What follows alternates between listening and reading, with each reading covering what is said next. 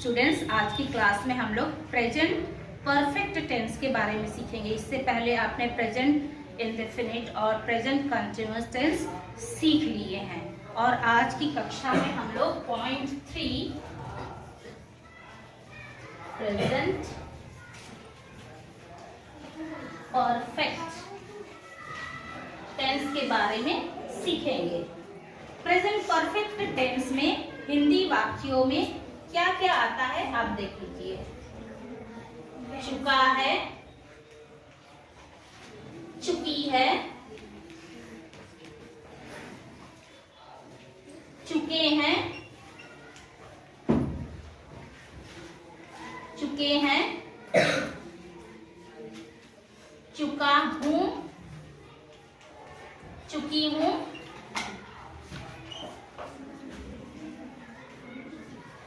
लिया है, दिया है, लिया है, दी है, ली है, की है,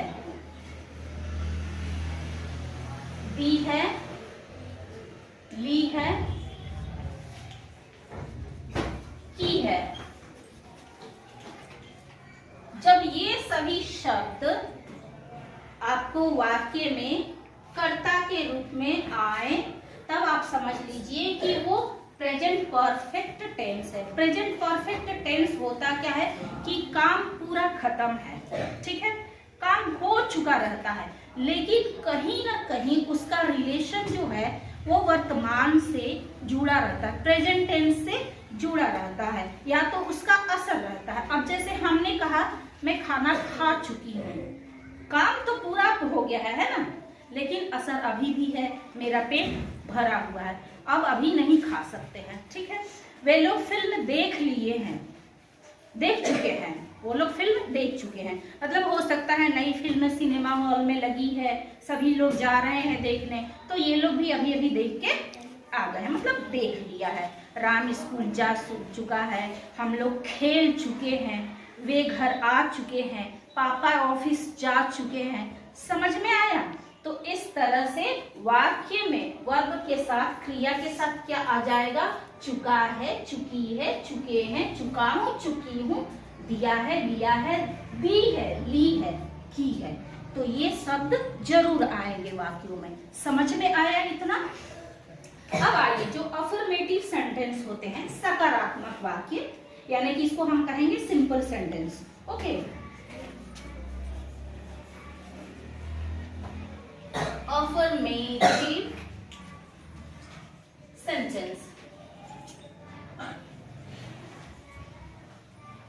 यानी कि सकारात्मक वाक्य। इसको हम लोग सिंपल सेंटेंस भी कर सकते हैं, है ना? Simple sentence. ओके, इसकी स्ट्रक्चर की बात हम करें तो इसके स्ट्रक्चर्स कैसे होंगे, इसकी संरचना कैसी होगी, क्या क्या इसमें आएंगे? तो आइए देखते हैं। इसके सेंटेंस स्ट्रक्चर की बात करें तो सबसे पहले इसमें आता है सब्जेक्ट, ओके, यानी कि कर्ता आएगा। इसके बाद आएगा हैज या फिर हैव, दोनों एक साथ नहीं आएंगे, या तो हैज आएगा और या तो हैव आएगा। अब हैज किसके साथ आएगा और हैव किसके साथ आएगा ये मैं आपको बताऊंगी। इसके बाद आता है वर्ब का थर्ड फॉर्म, तीसरा फॉर्म, और आपको वर्ब के तीनों फॉर्म अच्छे से याद होने चाहिए। जब तक आप तीनों फॉर्म याद नहीं करेंगे वर्ब के तो आपको ये कंफर्म आपको पता नहीं चल पाएगा। इसके बाद लास्ट में आता है ऑब्जेक्ट, ठीक। देखिए, पहले क्या आएगा? सब्जेक्ट, इसके बाद हैज या हैव, इसके बाद वर्ब का तीसरा फॉर्म और ऑब्जेक्ट आएगा। अब देखिएगा, हैव हैज किसके साथ आता है? तो हैज थर्ड पर्सन सिंगुलर, याद आया कुछ? हैज थर्ड पर्सन सिंगुलर, तो सिंगुलर का थर्ड पर्सन कौन कौन होता है? या तो कोई नाम होगा, या ही होगा,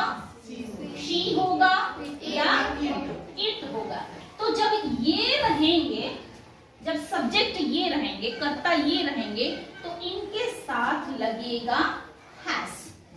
ठीक, लेकिन यहाँ पे देखिए, जब कर्ता आई, यू, वी, दे रहेंगे तो इनके साथ आएगा हैव। ठीक, यहाँ पे देखिए सिर्फ आई को छोड़ के सभी प्लूरल है। ठीक है, सभी प्लूरल है, सिर्फ आई सिंगुलर है, फर्स्ट पर्सन सिंगुलर, लेकिन इसके साथ भी हैव आएगा। Got it? अंडरस्टूड? समझ में आया इतना? ओके, आइए अब कुछ उदाहरण से हम देखते हैं इसको। ठीक, पहला, राम स्कूल जा चुका है। चुका है, देखिए यहाँ क्या आ गया? चुका है, मतलब काम हो गया है ना। राम जा चुका है, अब वो घर पे नहीं है, तो क्या लिखेंगे? सबसे पहले तो सब्जेक्ट राम, राम चूंकि नाम है और सिंगुलर है या प्लूरल है, बताइए। सिंगुलर। एक वचन है या बहुवचन? एक वचन।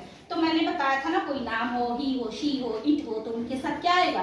हैज आएगा। तो Ram has gone to school.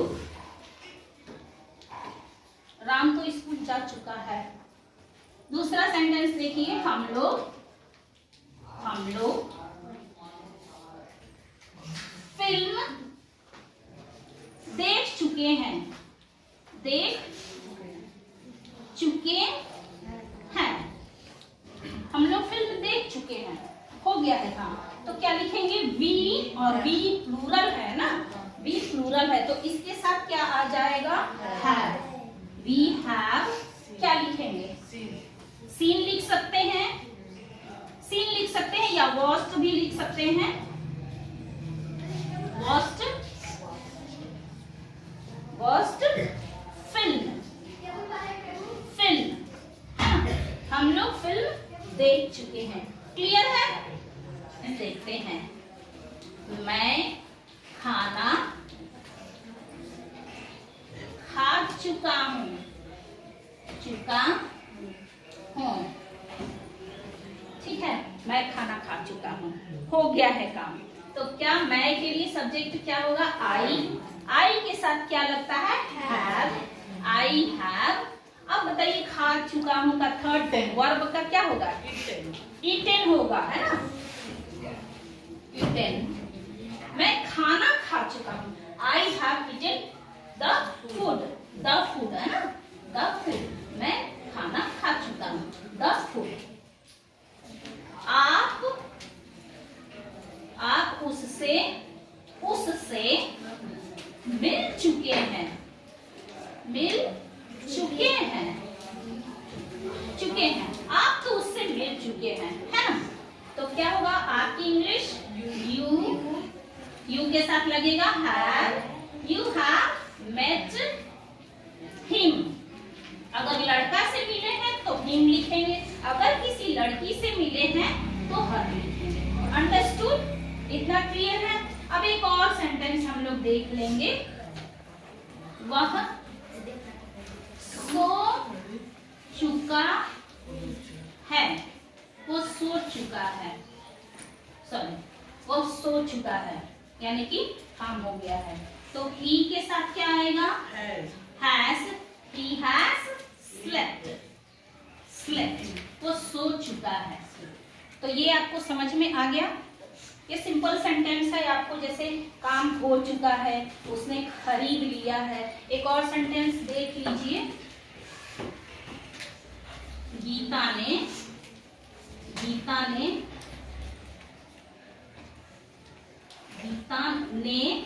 Book, किताब लिखेंगे ना, किताब खरीद लिया है। खरीद लिया है, लिया है, ठीक है। गीता ने किताब खरीद लिया है, तो गीता लिखेंगे। गीता, गीता के साथ आएगा हैज। क्या लिखेंगे? खरीदना का गॉट, गॉट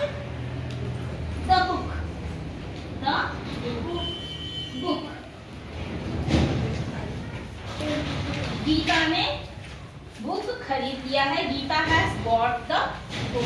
अंडरस्टूड है? इतना क्लियर हो गया? ओके, अब आगे हम लोग बढ़ जाए। आगे क्या आएगा? आगे आएगा नेगेटिव सेंटेंस। ओके, ये आगे हम लोग देखते हैं नेगेटिव सेंटेंस, यानी कि प्रेजेंट परफेक्ट में नेगेटिव सेंटेंस कैसे बनते हैं।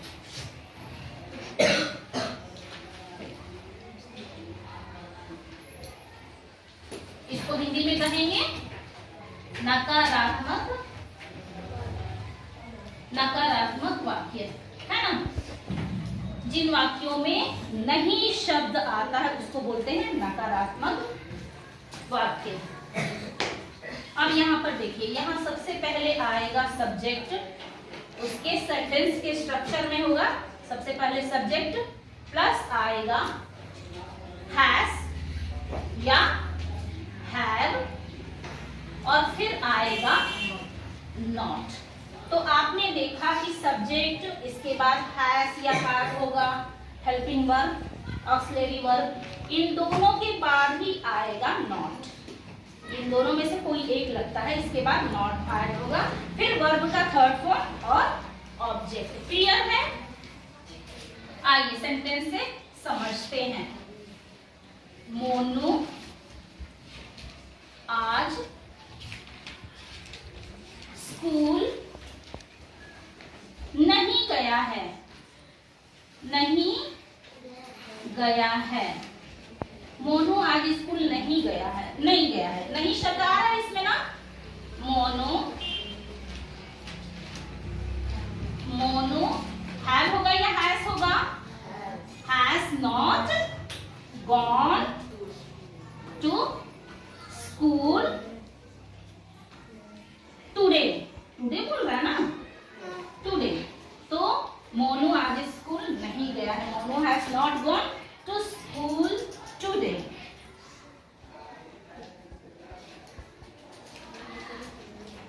मैंने खाना नहीं खाया है।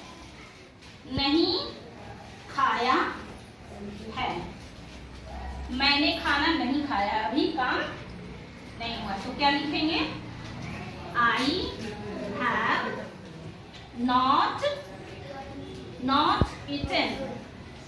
eaten food. I have not eaten food.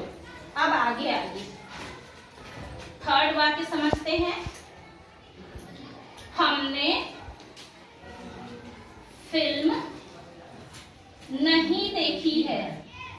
नहीं देखी है। हमने फिल्म नहीं देखी है। We have not seen watched film. हमने फिल्म नहीं देखी है। फोर्थ है आपने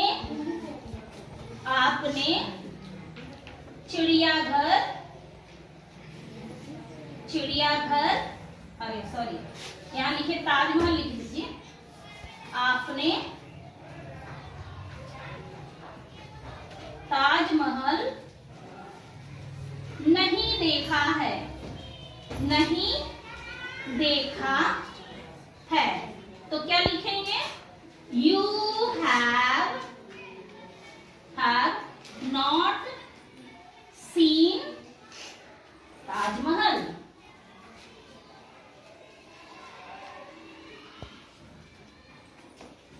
पांचवा भी लिख लीजिए। वे लोग खेले नहीं है। नहीं है मतलब अभी खेलना बाकी है। वे लोग खेले नहीं है, तो क्या लिखेंगे? They have not played। देखिए, दो तरह के वर्ब होते हैं, यहाँ पे समझ लीजिए। दो तरह के वर्ब होते हैं। एक तो रेगुलर होता है। रेगुलर में जैसे कि आप समझिए प्ले, प्लेट, प्लेट, यानी कि थर्ड और सेकेंड दोनों में सेम होता है। ठीक ऐसे को कहते हैं रेगुलर वर्ब। लेकिन कुछ वर्ब ऐसे होते हैं जो फर्स्ट फॉर्म अलग होगा, सेकंड फॉर्म अलग होगा और थर्ड फॉर्म अलग होगा। तो वैसे जैसे गो, वेंट, गॉन, जब तीनों अलग अलग होंगे, जैसे फर्स्ट वर्ब का फर्स्ट फॉर्म अलग होगा, सेकंड थर्ड अलग होगा, तो वैसे को बोलते हैं इरेगुलर वर्ब। समझ में आया? रेगुलर वर्ब क्या है?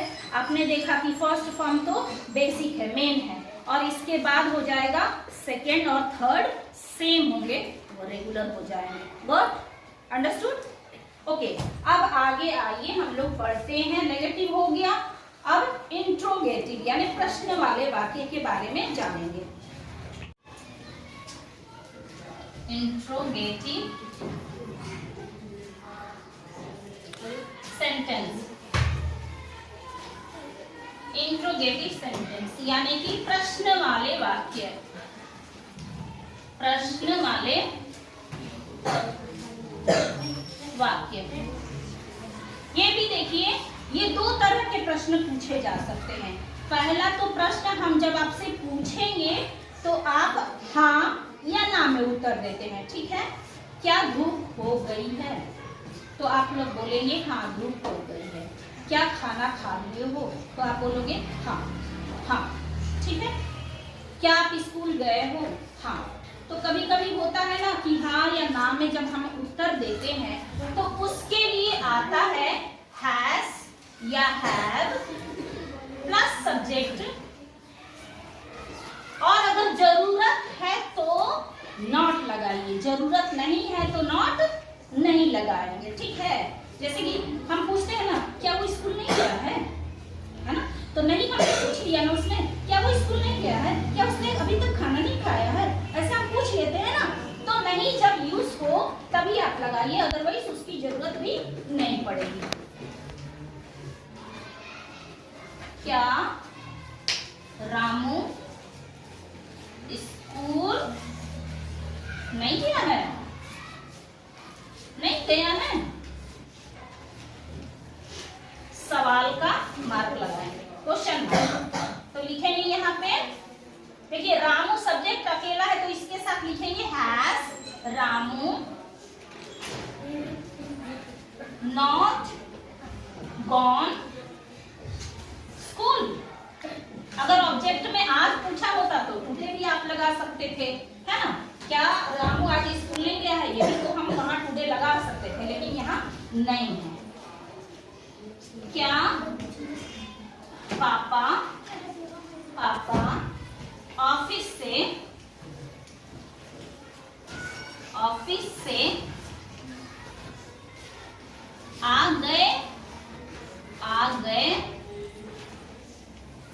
आ गए हैं? सवाल है तो आप लिखोगे हाँ या नहीं में तो उत्तर देंगे, तो लिखेंगे हैज पापा came from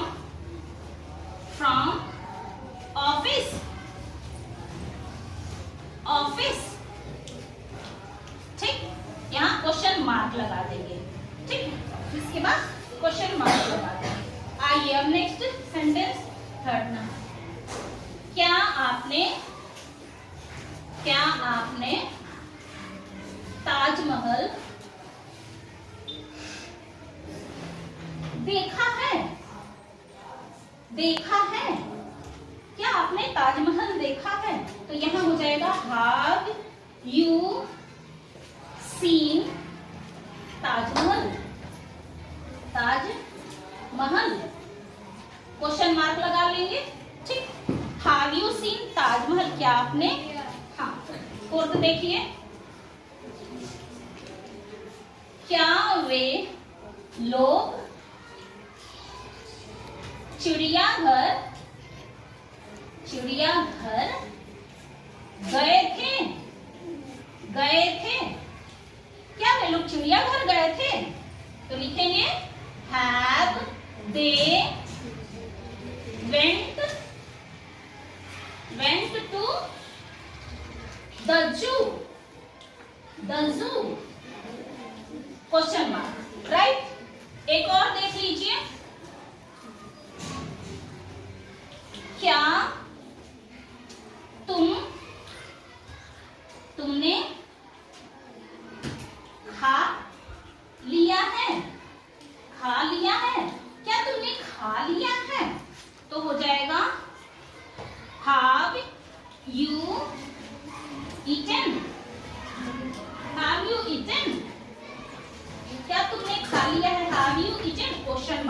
देंगे।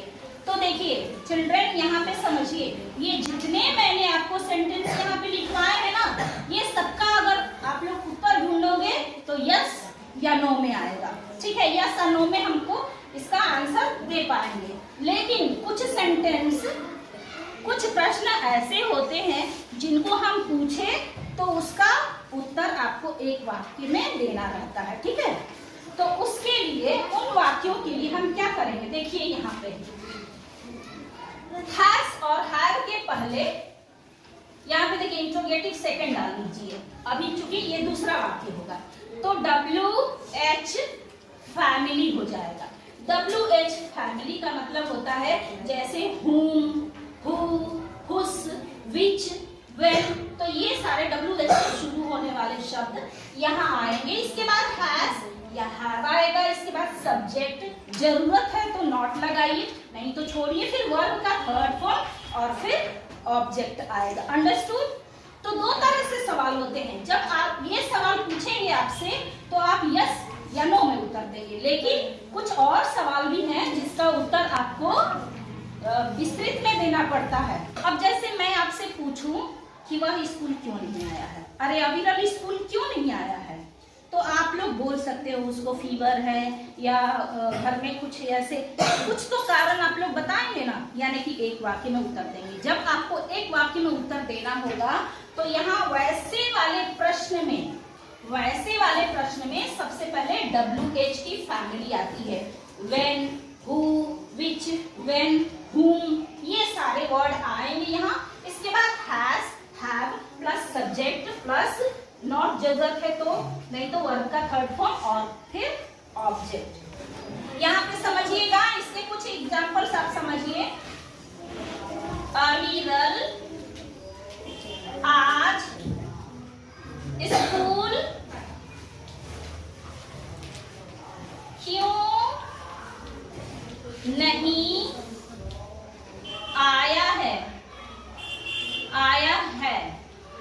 है ना। अविरल आज स्कूल क्यों नहीं आया है, तो लिखेंगे why अविरल नहीं, why has अविरल came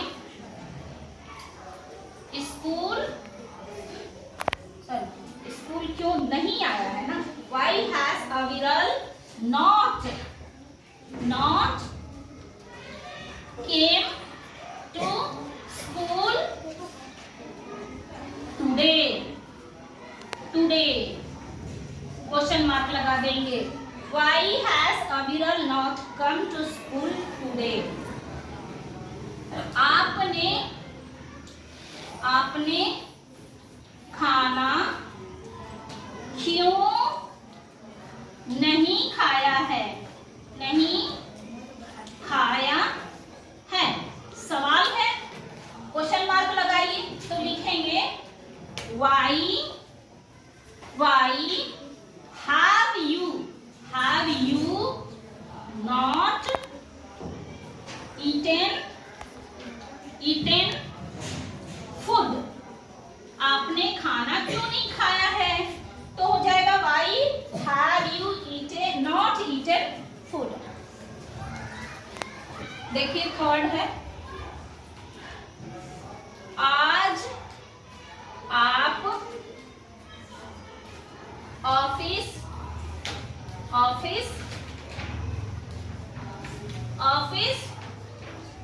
क्यों नहीं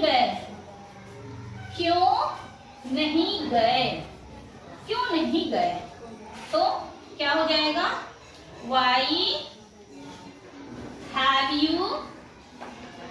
you not gone office today question mark लगा देंगे। राइट, इसी तरह से और भी लिख सकते हैं। वे आज क्यों नहीं खेले,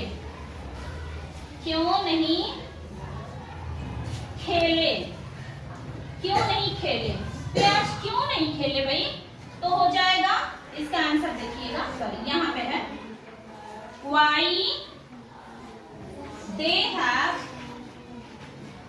why have they not played